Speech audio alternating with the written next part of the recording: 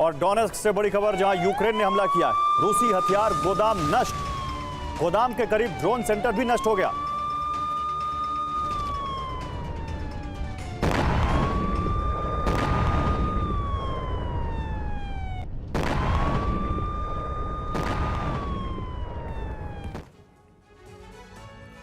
तो नेटो देशों पर रूस के हमलों का खतरा बढ़ता जा रहा है। यह खुद ECFR यानी European council on foreign relations ने दावा किया है। ECFR के मुताबिक रूस का पहला टारगेट एस्टोनिया हो सकता है और दूसरा रोमानिया। अटैक के लिए ठिकाने भी चुन लिए गए हैं और हमले का ब्लूप्रिंट भी तैयार है। सवाल यह है कि क्या इसीलिए 17-18 दिसंबर को रूसी सेना ने एटमी युद्ध का सिमुलेशन टेस्ट किया था। इसी बीच अमेरिका के खुफिया तंत्र की प्रमुख ने भी कहा है कि कुछ ऐसे तत्व हैं जो नेटो और रूस के बीच टकराव बढ़ाना चाहते हैं। यूरोपीय देशों ने भी लंबे युद्ध की तैयारी शुरू कर दी है। सवाल यह है कि क्या पुतिन का टारगेट ये दोनों देश बन सकते हैं और क्यों?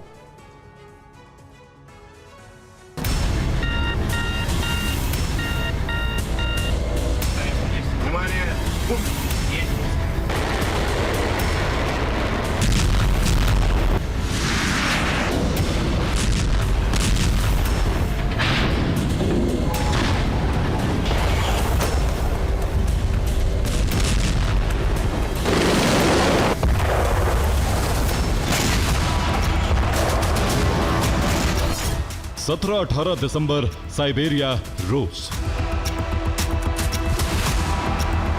रूस के इस बर्फीले बियाबान में पुतिन की फौज intercontinental ballistic missile system Yars के साथ मौजूद थी।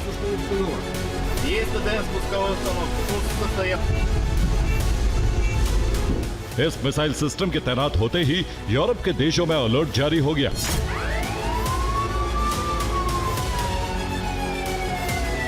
क्योंकि रूस कोई मामूली युद्धाभ्यास नहीं कर रहा था, बल्कि इस मिसाइल से पिन पॉइंट हमलों की प्रैक्टिस जारी थी।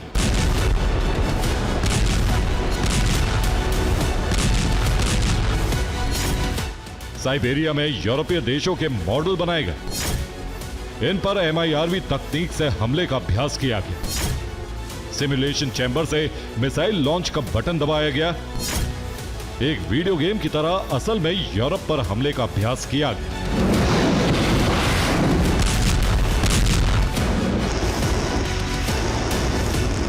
इस एटमी अभ्यास के 4 दिन बाद अब यूरोप और अमेरिका से ऐसी खबरें आई हैं जो नाटो के साथ युद्ध की आशंका बढ़ा रही।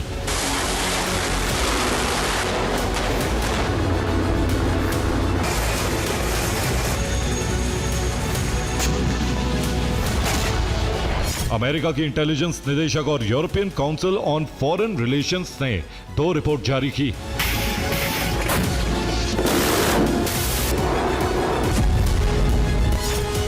अमेरिका की इंटेलिजेंस निदेशक तुलसी गबार्ड ने कहा है कि EU और US खुफिया तंत्र के कुछ तत्व वॉशिंगटन को युद्ध में खींचना चाहते हैं।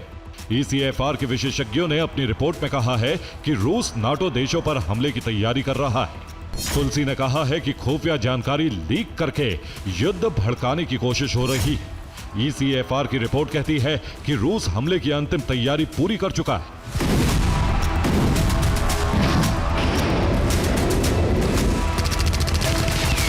ECFR की रिपोर्ट चिंता बढ़ाने वाली, क्योंकि इस रिपोर्ट में 2 देशों का जिक्र किया गया है। इसमें पहला देश बाल्टिक क्षेत्र का एस्टोनिया हो सकता है।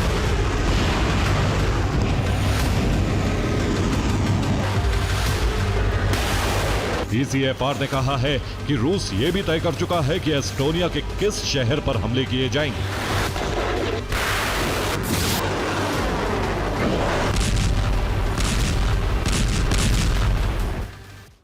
तो एस्टोनिया का नार्वा शहर बाल्टिक सागर के गल्फ ऑफ फिनलैंड के तट पर है। रिपोर्ट है कि रूसी फौज नार्वा पर पहला हमला कर सकती है। इस हमले के लिए सेंट पीटर्सबर्ग के नेवल बेस से रूसी सेना कूच कर सकती है। गल्फ ऑफ फिनलैंड से एस्टोनिया के नार्वा शहर पर बारूदी वर्षा की आशंका है। ECFR ने कहा है कि इस शहर पर रूस तेजी से कब्जा करने की रणनीति अपनाएगा।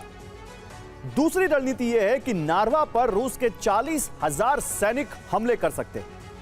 इस वक्त एस्टोनिया के पास 43,000 एक्टिव सैनिक हैं। अगर युद्ध छिड़ा तो पड़ोसी नेटो देशों से 2 दिन के अंदर मदद पहुंच पाएगी। लेकिन ऐसी आपात स्थिति में नेटो वायुसेना तुरंत एक्शन लेगी। ईसीएफआर ने यह भी दावा किया है कि युद्ध छिड़ा तो सैन्य शक्ति के मोर्चे पर रूस नेटो की संगठित सेना के सामने पिछड़ जाएगा।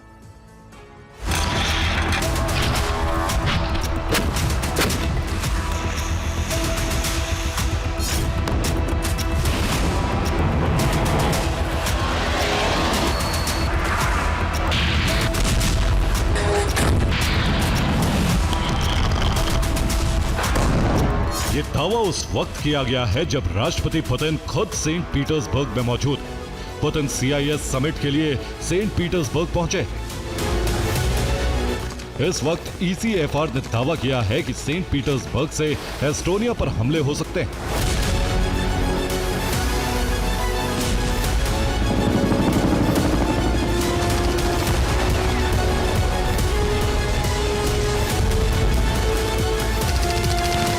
बाल्टिक सागर के साथ साथ रूस ने आर्कटिक महासागर में भी सैन्य गतिविधि बढ़ा दी।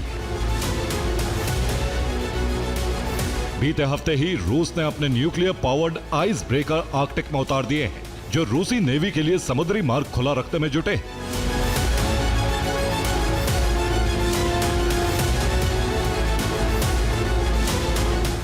नाटो और रूस के युद्ध की आशंका इसलिए भी बढ़ रही है क्योंकि यूरोप के देश रूस के खिलाफ बड़े युद्ध की तैयारी कर रहे हैं।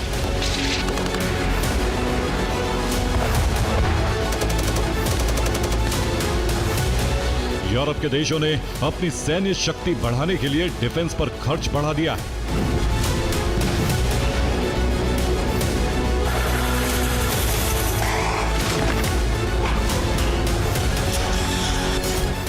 फ्रांस पहले से बड़ा एयरक्राफ्ट कैरियर बनाने का ऐलान कर चुका है।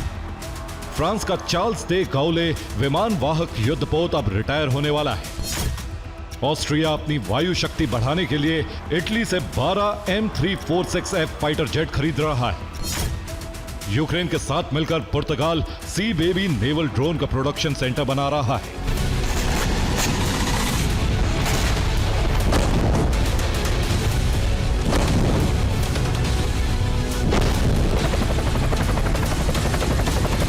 अपनी सुरक्षा तैयारियां चुस्त करने के साथ ही नाटो के देश यूक्रेन को हथियार सप्लाई का नया सेंटर भी तैयार कर रहे हैं।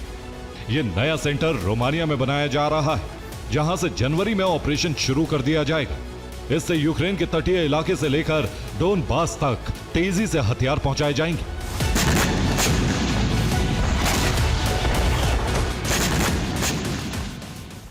और फिलहाल पोलैंड में रेशॉफ बेस यूक्रेन के लिए मुख्य हथियार आपूर्ति केंद्र है। पोलैंड के इस बेस से कीव तक हथियार पहुंचाए जाते हैं। अभी नेटो का एकमात्र हथियार सप्लाई केंद्र यही है जो यूक्रेन की जरूरत पूरी करता है, लेकिन अब रोमानिया में दूसरा आपूर्ति केंद्र बन रहा है जिसका काम पूरा होने वाला है।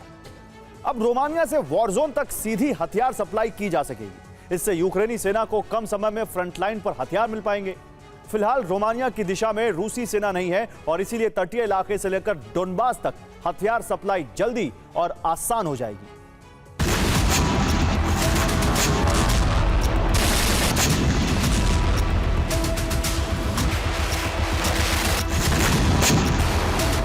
लेकिन इससे जंग और भड़क सकती है क्योंकि रूस इस सप्लाई रूट को बंद करना चाहेगा।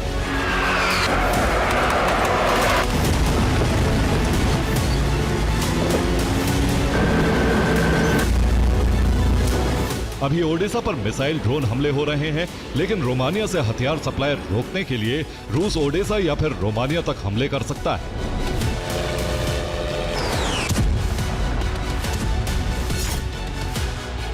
इसी आशंका को देखते हुए नाटो प्रमुख मार्क रूटे ने कहा है कि नाटो पर हमला पुतिन और रूस के लिए आत्मघाती कदम होगा।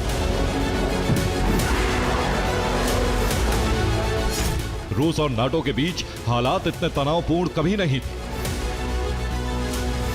अगर ECFR या तुलसी गबार्ड का दावा सच होता है तो रूस नाटो की जंग छिड़ते ही तीसरा विश्व युद्ध शुरू हो सकता है। Bureau report, TV9 भारतवंश।